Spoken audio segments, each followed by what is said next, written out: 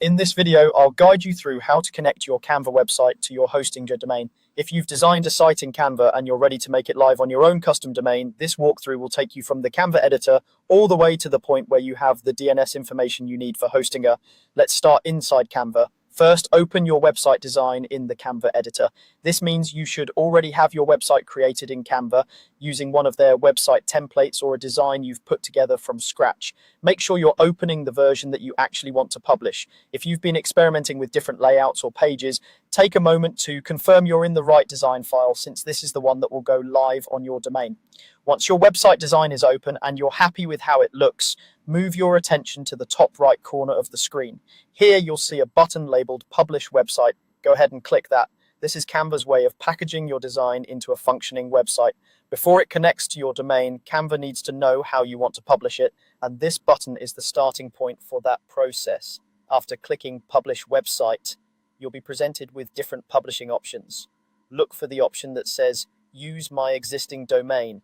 This is the one you want when you already own a domain from a provider like Hostinger. Select Use My Existing Domain, then click Continue. By choosing this option, you're telling Canva that instead of using a Canva subdomain or a temporary link, you want your website to appear under your own web address. Clicking Continue moves you forward to the step where Canva can connect that custom domain to your design. Next, Canva will ask you to enter your domain name. This should be the domain you've already purchased and managed through Hostinger. Type it in exactly as it appears in your Hostinger account, for example, yourdomain.com, without any extra spaces or additional text. If you use a subdomain such as blogyourdomain.com, you would type that full address here instead. Take a moment to double check your spelling. Even a small typo can cause connection issues later on, so it's worth being precise at this stage. Once you've entered your domain name correctly, confirm it to move forward.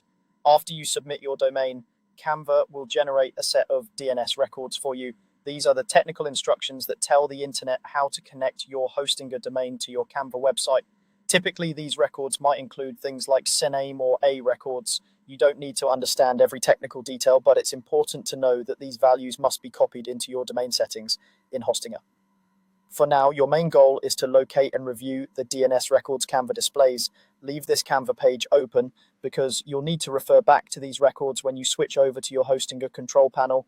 You might want to copy them into a safe place or take a screenshot so you don't lose track of them. At this point, you've successfully prepared your Canva website to connect to your Hostinger domain.